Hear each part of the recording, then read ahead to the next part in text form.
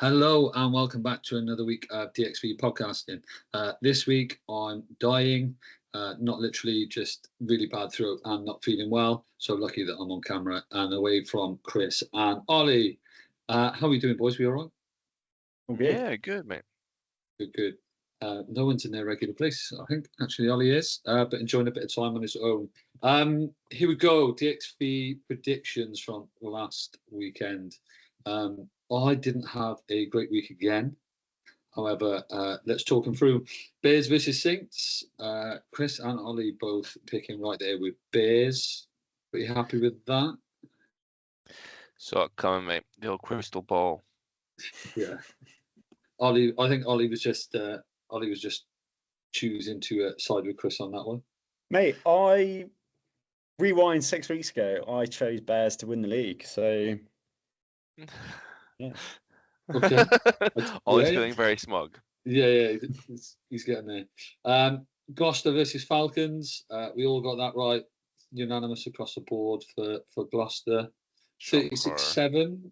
Did you see that, Chris? Saw that coming? Sort of? Yeah, in fairness, I think I would have liked to see Newcastle score a few more and start developing a bit of attack, but I think Gloucester have actually kind of taken a little bit of the attacking play and run with it, and they're probably one of the most dangerous attacking teams in the league now.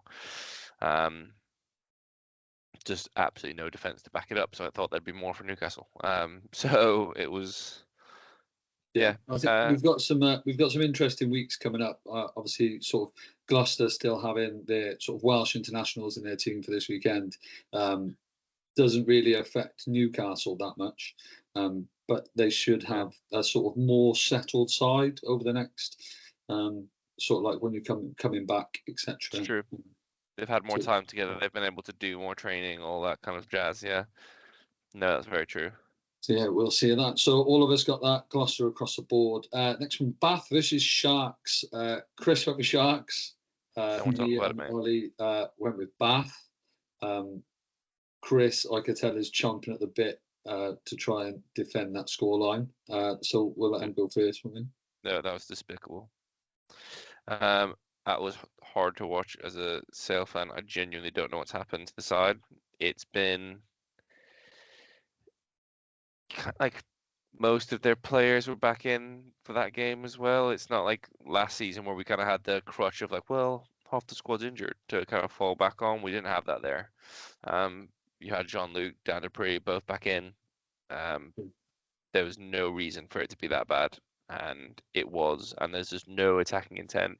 I know George Ford is missing through injury, but you still have Rob Dupree, who's been doing a good job at 10. It's just not been. It's not been a strong start to the season for the Sharks. Well, I think, yeah, and the sort of Bath came out of it pretty. I don't think anybody saw that. I mean, I picked Bath, but I still thought it was going to be relatively close. So I wasn't sort of thinking like close to 30 points as a price gap. Oh yeah, I thought it was going to be a lot closer than it ended up being. Particularly with Bath as like a defensive, not Bath, sorry, with Sale as like a defensive team, right? Like they kind of pride themselves on the physicality, the grit, and that defensive spirit. But no, none of that. It was all just like, yeah, happy running tries for fun. There was moments in the second half that I thought were better, but like that wasn't hard given the first half performance, and it was reminiscent of what happened at Saints of the week. I don't want to be too harsh because like everyone has off days, right? But if you play like that, you're never going to be competing with like the top teams. And I know that's what Sharks want to be doing, right? They want to be competing with the likes of the Sarries legacy and the and Leicester Tigers legacy and all that kind of stuff. It's like you're not going to build that if you can't string together a few decent games. Yeah, you need to be able to bring a bit more to it. So yeah, tough one, but yeah, me and Ollie guessing right with Bath on that one. Switch fire, Saracens, Tigers. You and Ollie both went Tigers. I went Saracens. Close one, but yeah, you two take the honours on that one. You think Saracens sort of missing some? Can you use that excuse? I didn't know they got Juan Martin Gonzalez back, which was a serious boost to their back row. But you're missing. So they'd signed Louis Johnson from Newcastle last season, and he hasn't played yet, and he's been out injured. So then they had Fergus Burke, first choice fly half, Louis Johnson, second choice, both of whom are injured. So then you'd go to your natural third choice, Alex Good, normally plays 15, also drops out injured in the first before the game kicks off. So now you're down to you've signed Tim Sweel on a short-term contract to cover like a gap position. Yeah. So he ends up starting the game at 10. Has an absolute does a decent game, by the way. Yeah, He does all right. yeah. But you're down a lot of your back row. You're down both of your first choice hookers. You lose Marco Riccioni, your first choice tight head. It was always gonna be tough to come back. And Tigers are on a bit of a streak, and like when you get the wind in your sails, right? Like you've played now, like once you've kind of got that like sense, like no, we can win. Yeah, that can be hard to stop, and unless you can quickly put the brakes on it and be like, the mentality of like making winning a habit. Yeah. And sort of coming in, but yeah, I mean, sort of Pollard back and stuff. I think they did well. I mean, close enough game, and we spoke about it the other week. Any game that's sort of a penalty in there to sort of win it or take it. So both you guessed right and I guessed wrong. And then we move on. So Exeter Harlequins. Ollie, you went Chiefs. Yeah. Brave. I would have had it. I would have had it in the bag up until that point. Clean sweep, yeah. Yeah, I don't know what's happened to Chiefs this season. Still not bottom of the table, but I wouldn't have, if you would have asked me at the beginning of the season, a Chiefs going 6 games without a win. Yeah. Sort of odd. Well, I was going to say, would an interesting piece of content be like the most underperforming team based on the talent they have? But I don't think it's even like close, right? It's not like there's no one else in the conversation like Chiefs. You look at the talent in the team: Henry Slade, Jack Vermeulen, Faye Waboso, Fisalau, Ross Vincent, Rusi Twima, like Franco Molina, like Dan Frost, a decent hooker. You've got like Ollie Woodburn's been good, if not great. Josh Hodge is a promising talent. Yeah. You've got Brown Bampo, who's now coming. Like, if you can't, like, that's a lot of good talent. Granted, young talent. Granted, you're asking questions of why with that much quality. Like, why is a team coming? Just like, I don't expect you to be top of the table, right? Like, I'm not expecting like amazing things from you, but you just haven't been able to string a coherent, not even like game, like set of phases together where you've looked threatening in attack. I mean, again, this all sounds really negative, right? Like, Exeter luckily have one of like some of the best get out of jail free cards in the league, right? You've got Faye Waboso, you've got Ben Hammersley, you've got Brown Bampo, who like give them the ball and see what they do, because if all else fails, they'll figure something out. But that can't be your whole. Yeah, and I was just sort of looking back at their first sort of 6 games, and you wouldn't sit there and imagine some of them that they'd be competitive in terms of like who they've gone up against so far. So yeah, but like Ollie says, still not bottom of the table. Yeah, like it is crazy to think. I think if you've gone along without a win, I mean, I know you have different views on it, Chris, but it must be gutting for the Falcons to see their team, obviously, who have got a win against them, and that are still sitting bottom of the table, sort of under them. What's the thing about Exeter? Like, I don't know, it's interesting, isn't it? I don't really know where it's going wrong, but you look through the stats. I'm looking at the season stats now, going into the game against Harlequins, and they're not far off Quins at all. You know, like across the season, 105 versus 109 points scored, 13 to 14 tries. You know, and like defensively and attack meters gained. They've had more meters over the season. Clean breaks, pretty par on with Quins again. I don't know where it's going wrong. You got to turn that into winning. Like, yeah, well, you have to yeah. convert that to winning a game. Like, and I think it's what you don't want to do if you're a Chiefs fan. What you don't want to do is to fall into that thing that Newcastle fell into, where it's like losing just became kind of par, and putting on a heroic performance was a good day, right? It's like, you don't want them to fall into that, particularly with that kind of talent group. I don't think they will, right? Like, they're not. Yeah. They're like, it's probably being harsh on them. That, like, it's a very young squad. Even all those people we just mentioned, right? They're all very early on in their career. They're promising prospects, but they're not the finished article. And I think, like, I'm guilty of this. Like, I think of some of the players of, like, that are fairly new into the thing, like Chesham, etc. I was like that. I'm like, actually, they're fairly seasoned players now. Like, Chesham's on what, 20, 30 England caps. Sort of grown ups. Yeah, exactly. Like, they're all big boy and girl players now, right? So and you don't necessarily have that in Exeter. So they're trying to put something together, but you'd need them to do it fairly quickly, particularly after. And the same was true last season.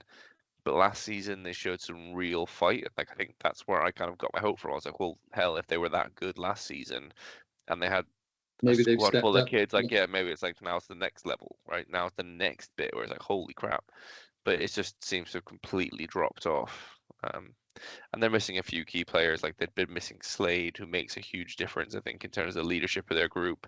Yes. They've been missing a few of their centres. So Zach Wimbush, who would have been hoping to kind of stamp his name on the centre shirt in the absence of Slade. He got injured in pre-season, and he's a big 6'6", hard carrying, quick, good offloader, like, good centre. And they're missing some players like that. But even so, yeah. So, I was watching it today. Yeah, it's a difficult one, and they're going to have an interesting time, I think, coming towards the end of the year. I think they really need sort of a win coming into the December games before the end of the year, because you don't want to be coming into the new year having still not won a game. So it's going to be interesting to watch them come back in. So, yeah, Ollie didn't do too bad. 4 out of 5 this weekend. I'm still sat down the bottom at 2 out of 5.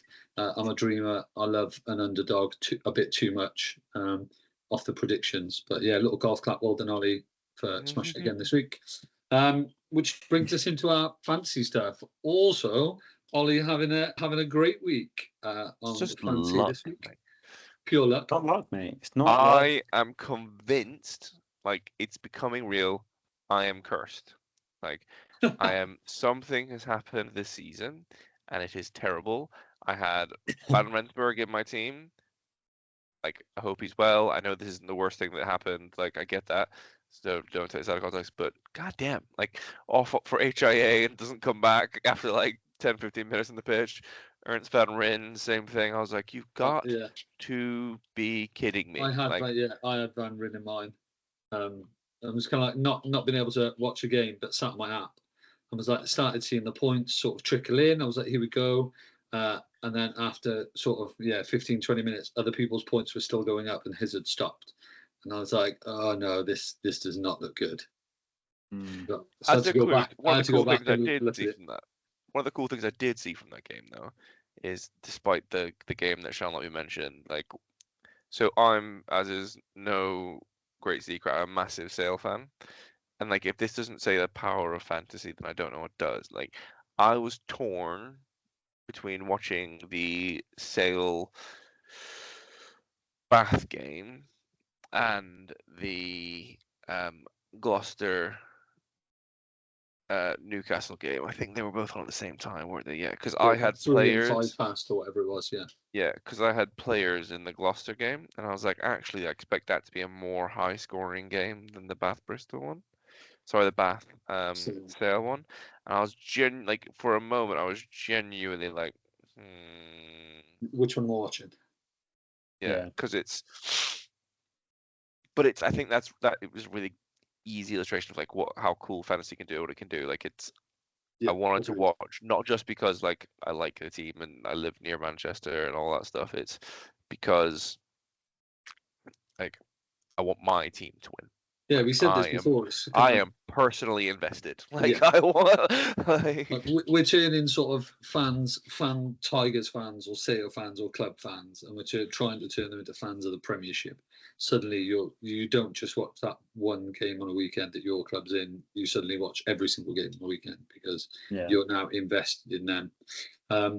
But Ollie smashing it this week. Who are your big scorers, Ollie? Didn't do too badly. It is no. I just, like. Just give me your fake humble. So bullshit. What was it? I big myself up, but it is all luck. Yeah, I chose Isgray. Right. Didn't do too badly. Ibatoye again, captain him. Probably shouldn't have. He did well, but other people on the team did better. Tom Willis, another strong performance from him. And then Joe Batley, again, like absolute storm there. Thomas DeToy, good game. And Ravalval. Picked Ravalval and yeah. Ravuvu, but yeah. I put Ravuvu.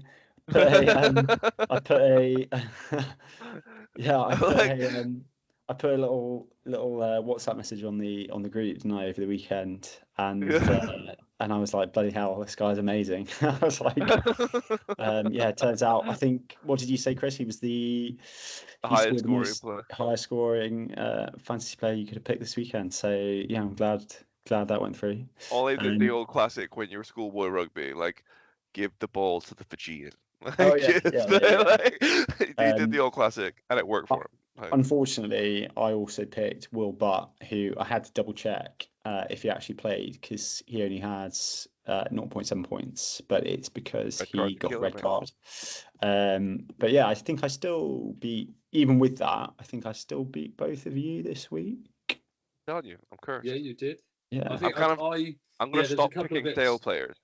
Yeah, there was a couple of bits. I think Chris as well. So sort of Van Ryn, obviously sort of kind of like 5 points, ended up with 5 points. I picked Cinti, thinking that sort of they'd have a good game and that they'd win and sort of score some points. But again, sort of Cinti come away with, I think it was 7.85 points, which for sort of, you're thinking like high scoring centres.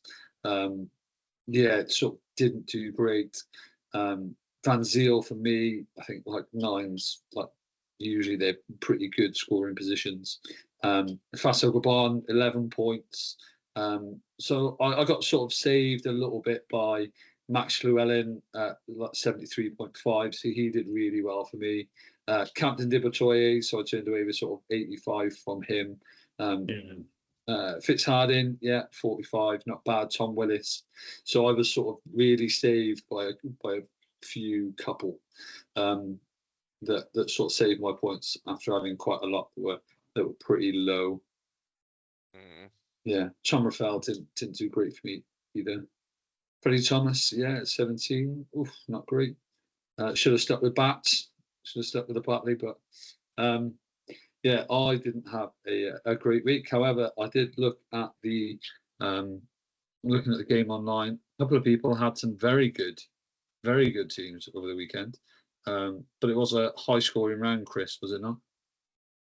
Yeah, high scoring round so far. So you could have had total points. I've just worked it out, in fact. So it's highest, if you'd have picked the perfect team, not including your super sub, for this weekend, you could have had 940.1 teams. I'm waiting for it to break 1,000.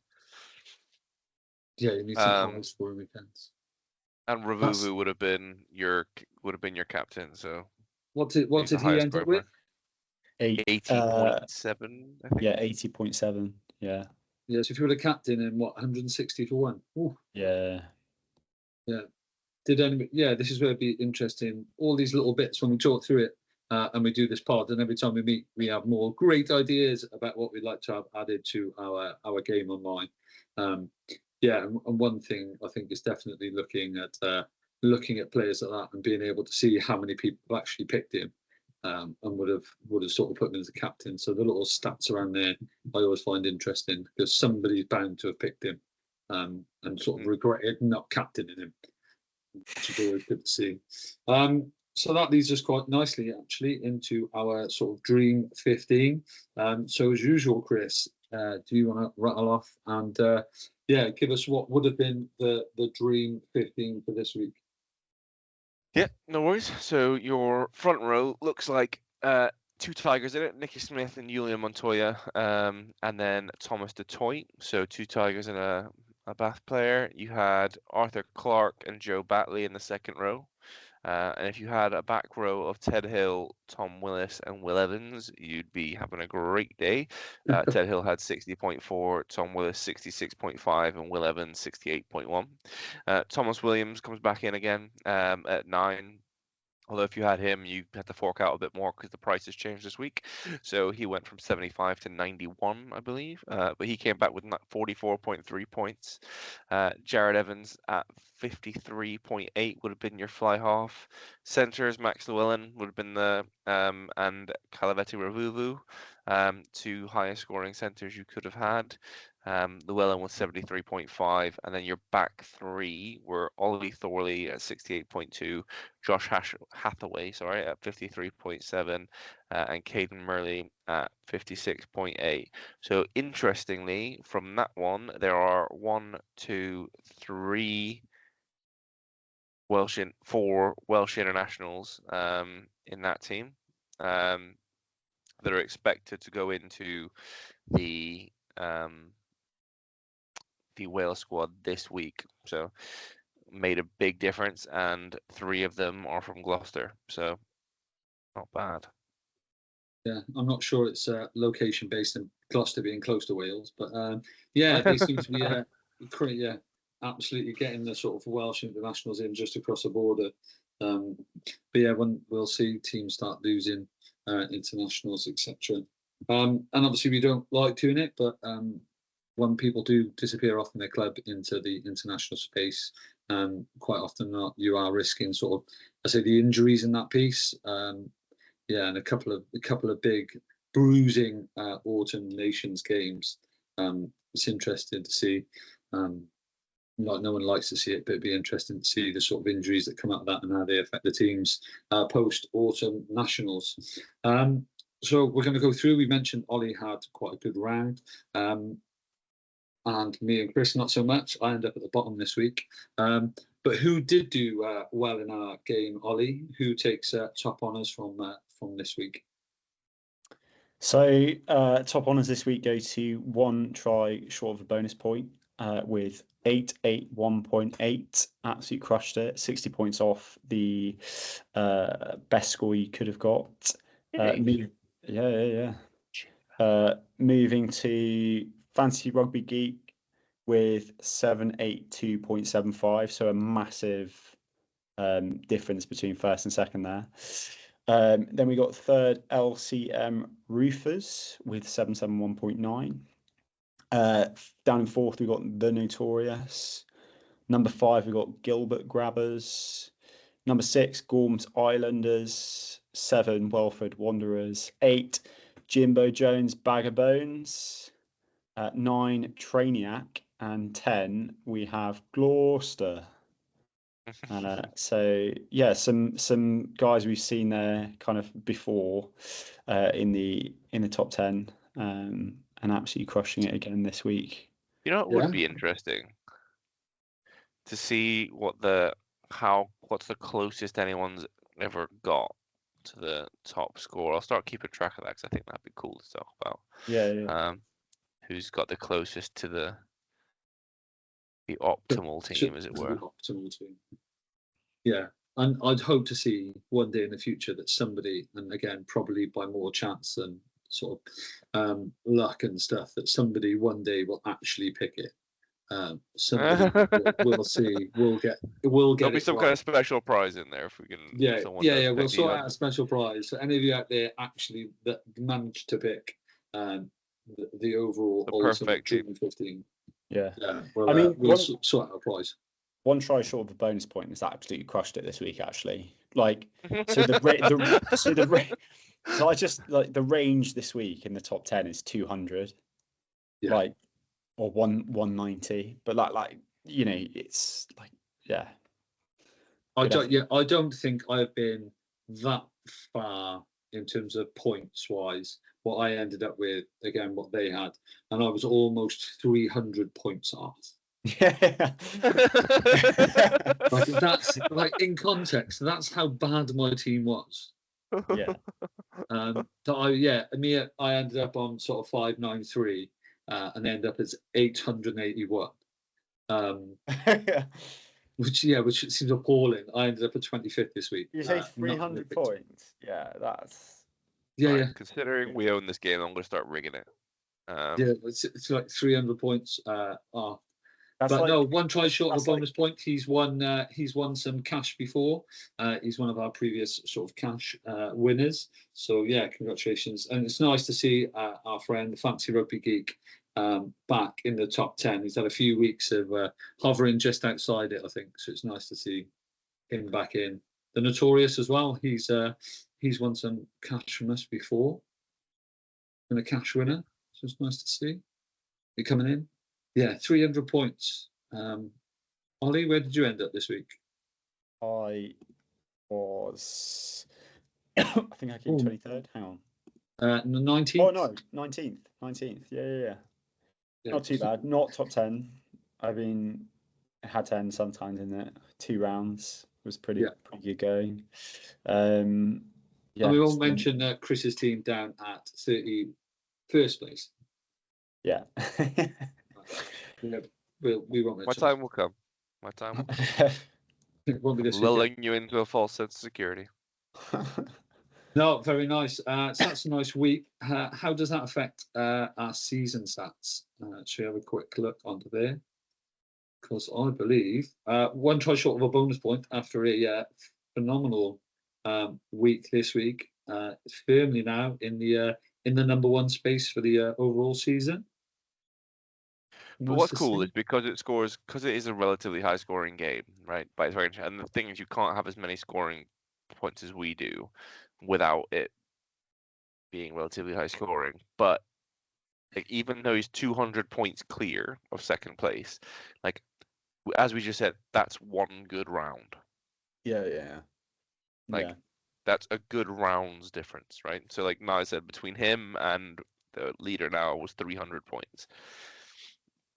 Get that again, and you're back in the running, right? You're back in the game. I am. I've just checked where I am in the season standings. Actually, I'm chomping on Chris's heels. Yeah, you're just behind me. You're 20 behind me. 18 points, and then Nye's out in front. I don't know how that's happened. That's despicable. I can't be allowed to stand. You know how? So mate. I'm in 14th place. You and Chris are down 23rd, 24th. I'm 14th. I'm pretty comfortable. I had some good rounds before. Yeah. That's gonna have to change. Yeah. Bring it. But we will end up with quite a while of those scores staying that way. Due to obviously the Premiership break. I'd like to say one try short of a bonus point is going to enjoy that top spot for a few weeks now before it all sort of changes. So it comes to that time of the podcast. We started it for the first time on the last one. Ollie took the honours last week, even though we both thought he was cheating. But he takes the honours, so he's picking a player this week. He's going to go through his player card for the weekend, and we're going to take a guess at each stat that gets put up until one of us get it right or Ollie manages to trump us. So Ollie, take it away. So this player played 62 minutes and his team won. Do you want to have a guess after each? Yeah. Stat? Okay. I don't know who's played 62 minutes. It's like I'm thinking front row straight away because that's like 50-60 minute mark. So it's got to be like forward, surely. I don't know. Ben Obano. No. Paso Gabon. No. Okay. He scored 1 try. Thomas Detroit. No.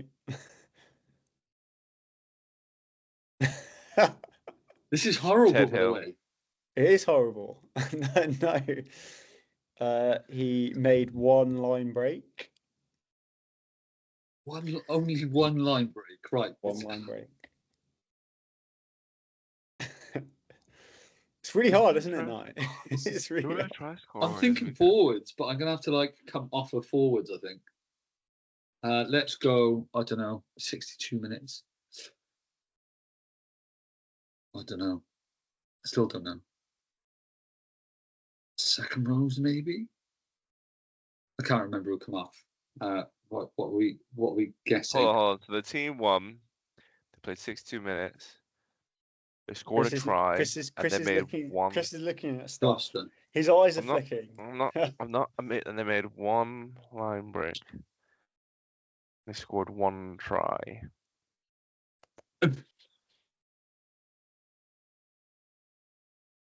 He's just like just trying to figure it out, isn't he? Didn't score a try. The team won.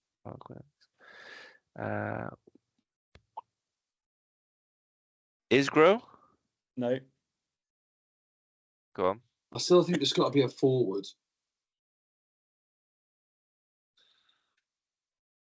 I don't know. Maybe it's not. How many tries did Will Evans score? 1 or 2? God Sorry? knows. Will Evans. Did he score 1 or 2 tries? No. 2. No, wasn't him. He had 2 successful jackals. Look at Ollie's smug little face. I thought even maybe. Got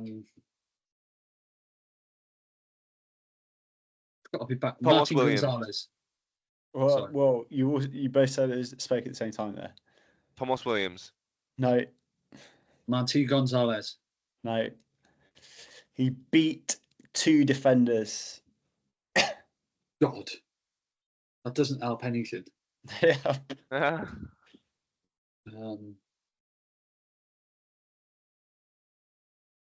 Two defenders. Centres? No, it's got to be a forward. We played 62 minutes.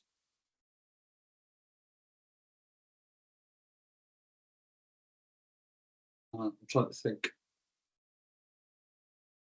Still think Ross Vincent. No. Good shout. But his team didn't win. Oh, yeah. God damn it. This is horrible, this game.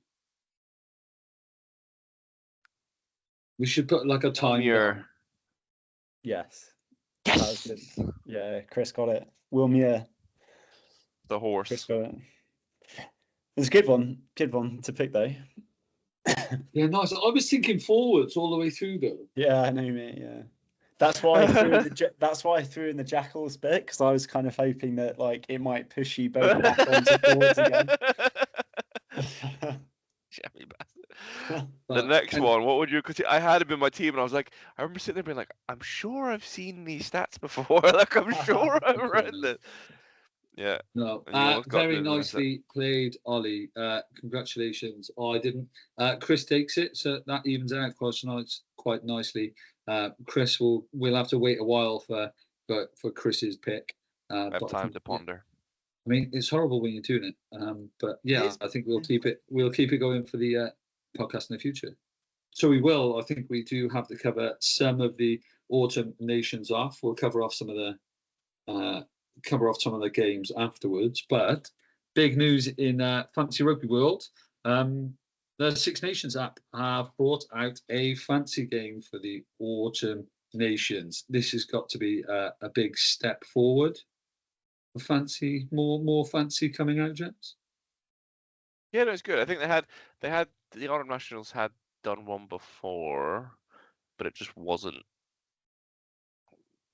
very widely publicized as far as I'd seen. Like I'd played it but not got super into it for some reason, and then they've launched this one. It looks really good, actually. Like, genuinely looks impressive. I've been on there. I think it's down for maintenance at the minute, but like legitimately looks tidy in terms of design. Similar UI to what you'll know from the Six Nations if you've played that game. Yeah, positive steps. I think anything coming forward, given that they're not competing with us for the Prem, which is great, we will talk about them and we will sort of big them up a little bit.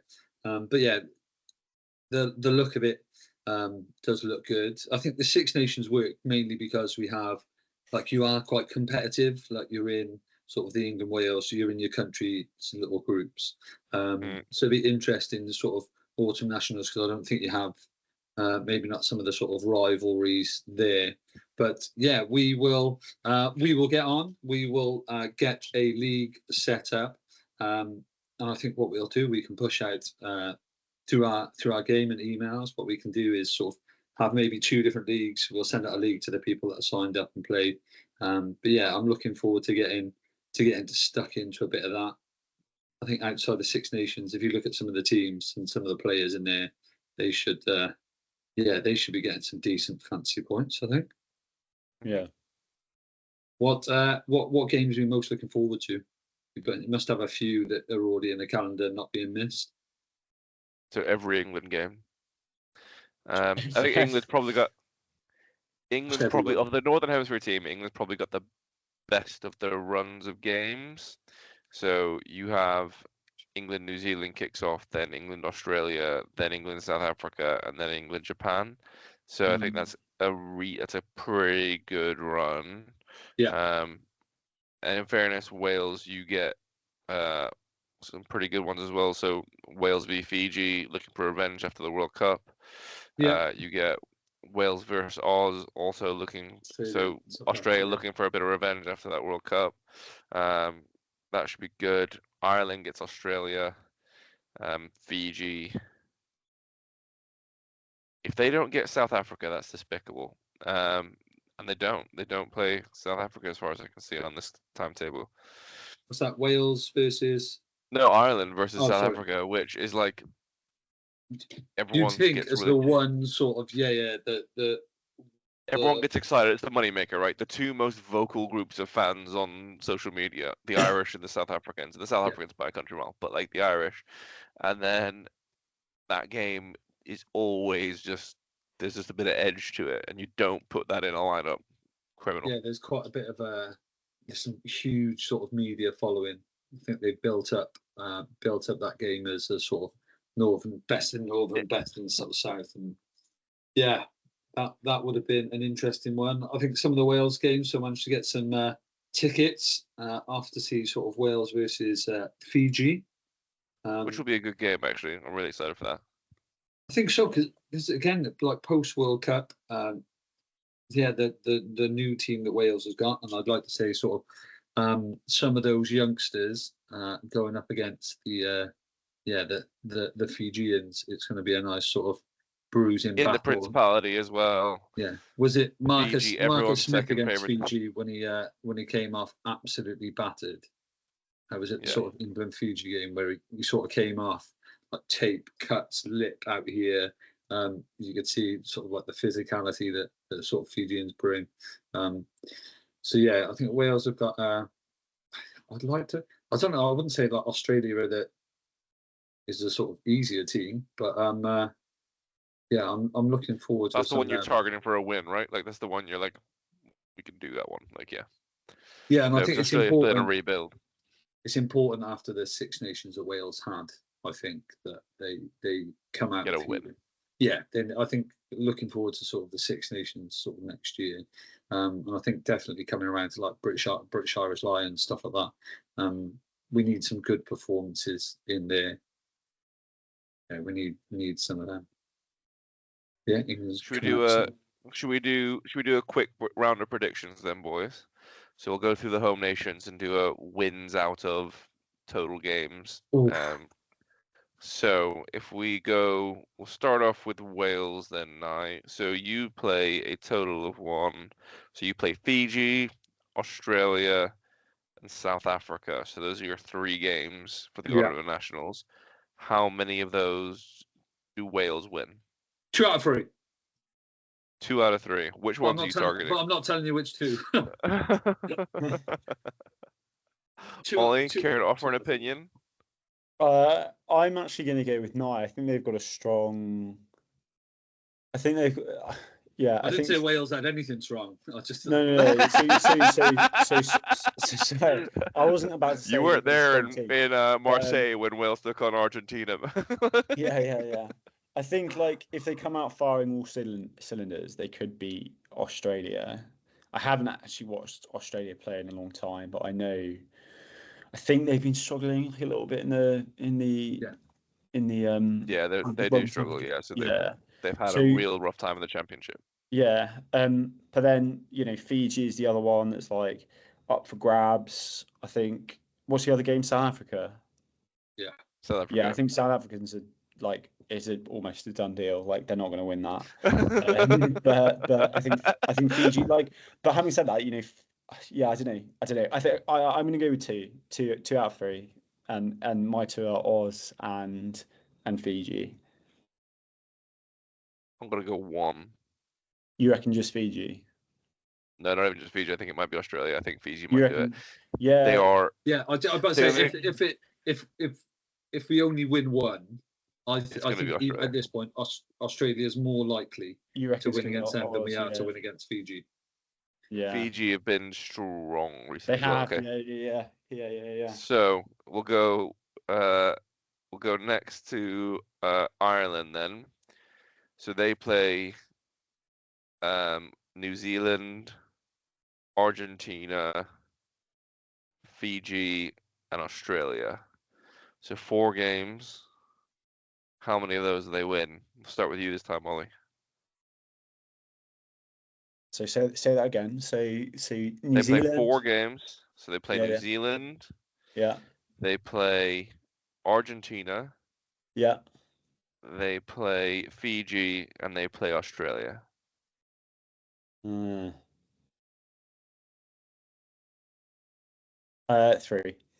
I think New Zealand will beat them. I don't know. It's really hard. It's hard. Oh, I don't know. Yeah. Oh, you know what? I'm actually going to say 4. I reckon 4 out of 4. I reckon they're going to. All right. Do the clean sweep. Yeah, you heard it here first. Clean sweep. Okay. Yeah. Now, what about you? Are they allowed? Well, it depends on the referee. If they're allowed to cheat, then they're going to win all 4.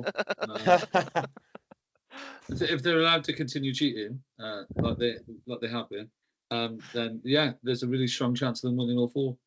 If they actually come up with a really good refereeing team, I think they're in trouble. I think out there, realistically though, I think they're gonna lose one of them. I'm not telling you which one, but I genuinely think they're gonna lose one. I think 3 out of 4 for them. I genuinely wouldn't want to guess one either because you've got.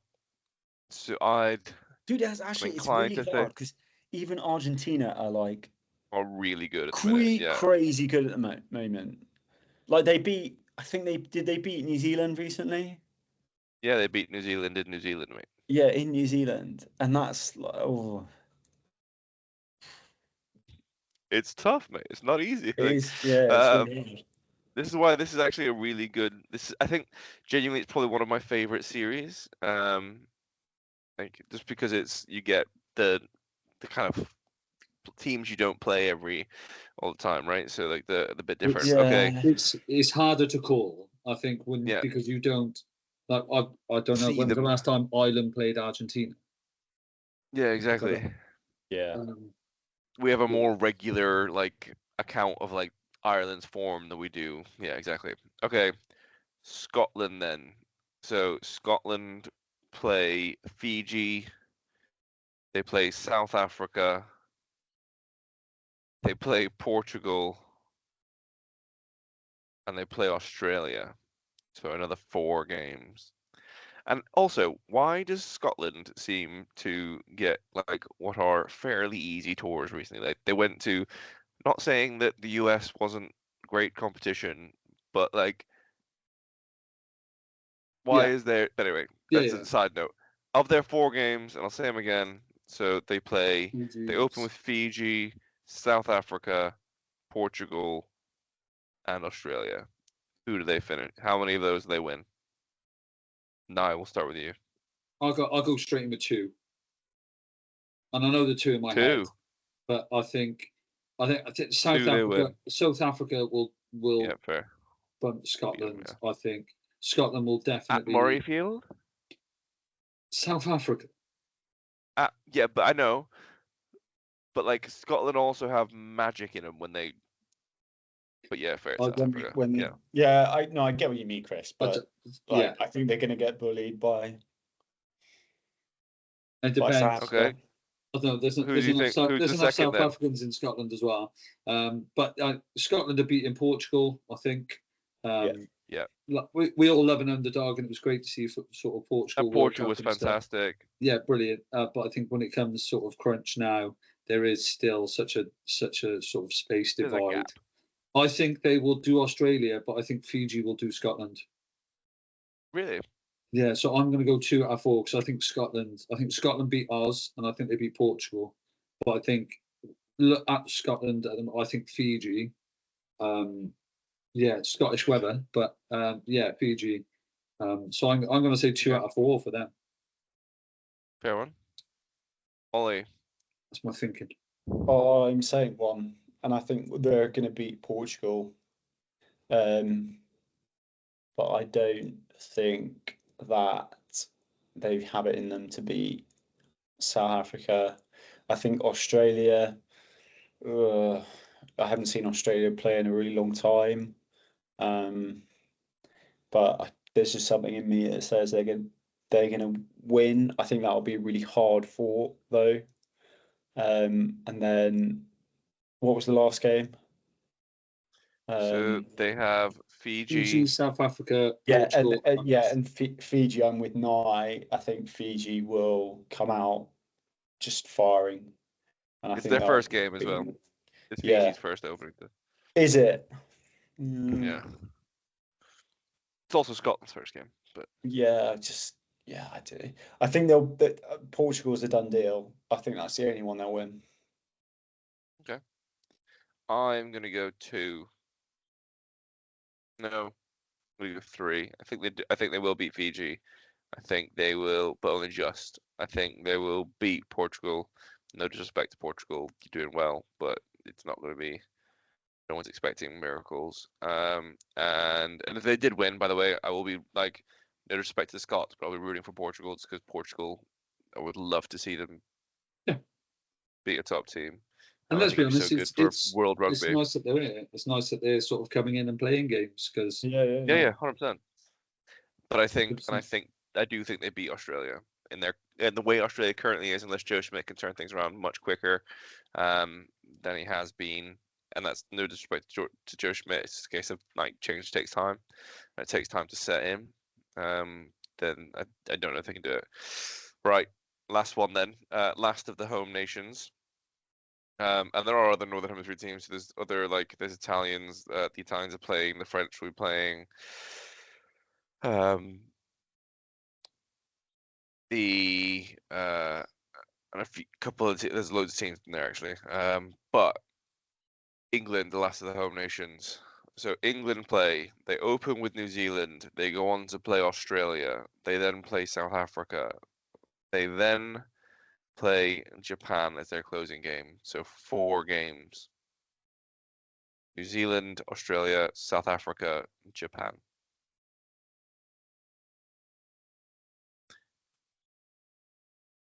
It'll be interesting. None. That was my initial reaction. Is that come on Japan? But I think realistically, it'll be interesting to see what the team will be because I genuinely don't know. Sort of, if he goes and sticks with his sort of the team that you're running with in the Six Nations and sort of like the more capped teams, It'd be really interesting. And I think you have got so much variety and depth in that team that I don't know. I'm gonna say 2 out of 4. I think South Africa and New Zealand for where sort of space. I think they pip you at the post, but I think Australia and Japan are your victories there. And that's me. Like if I was saying that as a Welshman, I'd say 0. But I genuinely think that I think the two teams settled, having watched sort of some of the championship bits, and sort of New Zealand weren't sort of there, but I think it's going to be really interesting. I think New Zealand and South Africa probably pip you at this point. However, sort of Australia and Japan. It's really interesting thinking about it. So I think Wales. It's really interesting in terms of the coaching teams. So Wales needs a win, needs a win, right? Yeah. Like you got to win at least one of those games. You have to. England, I think, to show progress, right? Like we've done the thing where you can you can topple a giant, and we beat Ireland in the Six Nations. Now you have to. We came close to New Zealand, and now the question is how much longer is coming close and playing about still acceptable? So it's no, we now need to win those games, and I think we're getting close to that point. I don't know that they're there yet as a coaching team, particularly having lost a few things, but I think there's been a lot of pundits going out saying actually England needs to win 3 out of those 4. 3 out of 4 is we've reached expectations. I think if there was anyone that I would be less shocked doing, I actually think that sort of your group, and I say sort of New Zealand and South Africa sort of pipping you, but it is kind of like a pip. I think the problem is with some of those other ones, I can see sort of South Africa coming out and putting 40 points on Wales. Yeah. When Wales play South Africa, I can sit there and go that could be, in sort of Wales from Six Nations, that could be a big defeat for Wales, if we don't get that right. But I absolutely could not say the same about sort of England. I think you definitely could come away with 4 out of 4. I wouldn't be surprised. But I think you need England needs to be not only can we challenge those teams, but we can win, right? We can beat those teams, and then you need to get to a point where you're beating them comprehensively. It's not just we turn them over once every now and again. You can't be the underdog every time you play South Africa. Your mindset switch to that's now a game that you would expect to win. Yeah, versus a game we're that surprised who won. Oh my God, we pulled it off. We beat them. Yeah. I think that's what the transition. What are you saying, Chris? I'm going to say 3 out of 4. I think 3 out of 4 as well. I think the only game we lose is South Africa. I think one of South Africa or New Zealand goes our way. I don't know which. I wouldn't want to say which one. I'd be inclined to say New Zealand. But then it's at Twickenham, which makes a difference, right? Where is it? Alliance Twickenham. But it's and that makes a difference, right? 80,000 people strong. That changes things up a little bit. South Africa and New Zealand have long old travel times over. That makes a difference. I think it'll be interesting. I'd like to see 3 out of 4. 4 out of 4 is obviously ideal. Come on with 4 out of 4. Borthwick again, solid, happy, new coaching team, sets off on the right foot, and everyone. And that's the other point, right? He's got Joel Abd, who is his new defense coach, which he's taking a bit of a punt on because he coached in the Pro D2. He's not a top 14 coach yet. So everything I've read about him says he's extremely highly regarded and was being pursued by loads of top 14 teams because he's very good. But he's not coached at the top level. He's never coached internationally. And historically, England fans are used to being able to kind of go to, oh, that guy's a really good, proven international coach. Buy him. Yeah. And he's not done that. He's gone for someone a bit of a lesser known entity, old schoolmates, all that stuff. So you need to settle that team, that coaching setup. And what's the best way to settle a coaching setup, right? What's the best way to settle a team? Win. Start winning stuff. Yeah, start winning stuff. Like, makes everyone happy.